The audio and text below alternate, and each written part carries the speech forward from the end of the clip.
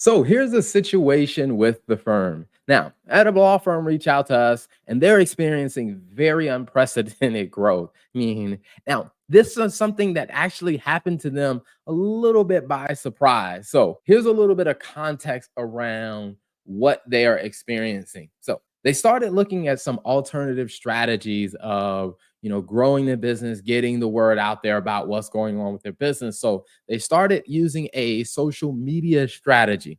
And one of the things that they were testing different approaches, they weren't really getting some traction. But after testing a couple of ideas, they eventually found something that connected very well with their ideal audience, which I think is a very common thing of when you start using any type of marketing strategy, you usually don't see traction right away because you kind of got to test a little bit to figure out, your personality, your tone with your audience. What are they paying attention to and connect? Well, this firm, they finally figured out like what social media strategy was going to really work. And so they started really leaning into it heavily. And what they didn't expect was that the growth and the attention from potential clients would come in so fast, which is a good thing if you can really wrap your arms around it. Because something that tends to happen a lot of times with different law firms is that they try a strategy and let's say it starts working and they start growing, they start getting some traction, but the growth happens faster than they expected.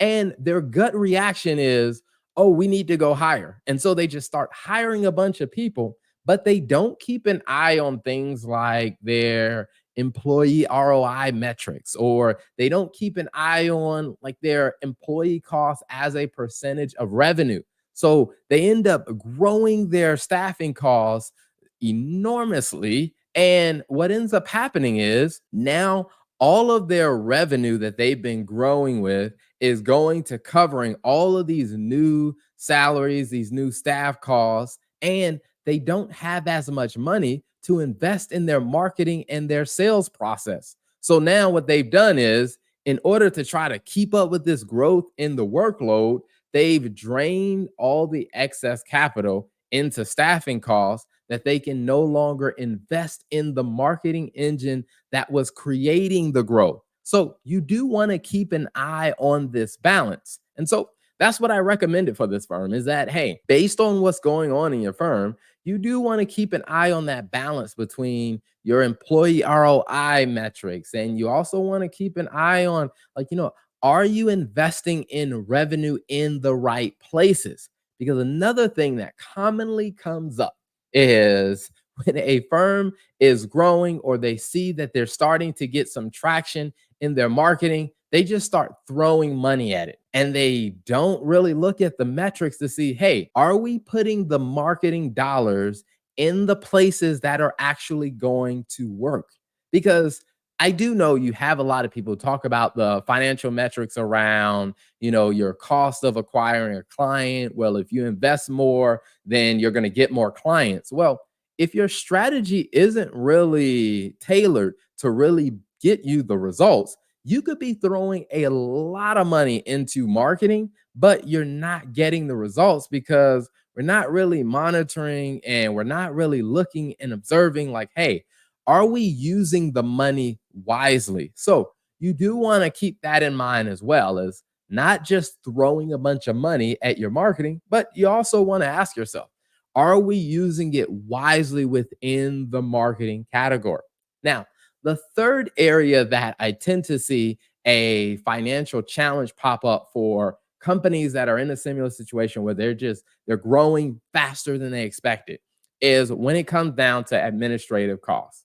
Because when you're in the place where your firm is growing, one of the things that you're going to run into is you're going to probably find that you need more administrative support, whether that is on having an office manager or you're having, you're investing in HR, or you're investing in new productivity tools, different things to help you run and manage the business side of the firm. Well, if you're not really keeping a good eye and a balance on that, what tends to happen for a lot of firms is they start experiencing this growth and they're like, oh man, we need to go hire a COO. And they go hire an expensive employee to be the COO. But what they didn't look at was their metrics of, hey, what percent of your revenue is going towards covering administrative costs? Because what you have to keep in mind is, although administrative costs are important and they are essential to a really growing firm, you do want to keep a good balance on it. Because again, if you're spending a enormous amount of or percentage of your revenue on administrative costs, do understand the administrative functions are not actively creating more revenue. So if you're spending so much money on the administrative side, you could be stopping yourself from investing in the areas that are going to lead to continual growth in your business. And so this is why, for a lot of firms, maybe one good way to look at it is, if you're looking at your financial results and you're saying, okay, revenue tells us, hey, what do we have coming in?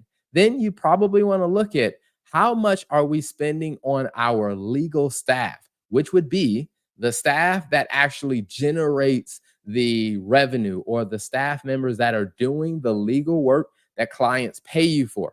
How much are you spending in that area? Then you want to look at things like, how much are we spending on like our sales and marketing activity? This would be the activity or the people that are going out and helping us get new customers so the legal team can do the work. And then the other aspect is, you want to ask yourself, how much are we spending on administrative costs? Those are going to be your back office things that you're spending money on to help you operate the business itself, but it may not necessarily be generating sales, and it may not be generating, doing the legal work, but it is necessary to running the firm. So as you start to really understand how much money are you spending in those areas, next thing you want to ask yourself is, take those numbers, divide it by your revenue, and what it will start to tell you is, what percentage of your revenue is going to cover each category. And if you start to notice that, hey, we're spending a lot more money on things that are not bringing us in money. See, if you're spending money on your marketing, the idea is every marketing dollar should be helping you create some type of sales. If you're spending your money on the legal staff, well, everything the legal staff is doing should be helping the firm generate revenue. But if you're spending money on the administrative side, it's not going to be a direct line to the firm making more money. So you do want to make sure that your business isn't, I guess you would say, lopsided financially, where you're spending so much money on administrative things because you're trying to keep up with the growth, that you're not investing what you need to on the things that do drive growth in your firm. Because it is important to spend on the administrative things, but you do want to keep an eye on it and keep it in balance. So for this firm that is growing more than what they anticipated, what I would suggest is that they really break down their costs and work with their bookkeeper or work with their CFO to help them break down their costs and really ask that question: where are we spending our money? And are we spending money in the right categories to really help the firm over the long term? Because if you get upside down in those categories of where you're spending money, you probably might end up seeing that growth that you've been enjoying significantly slow down. And it probably could have been avoided if you would have had a better strategy.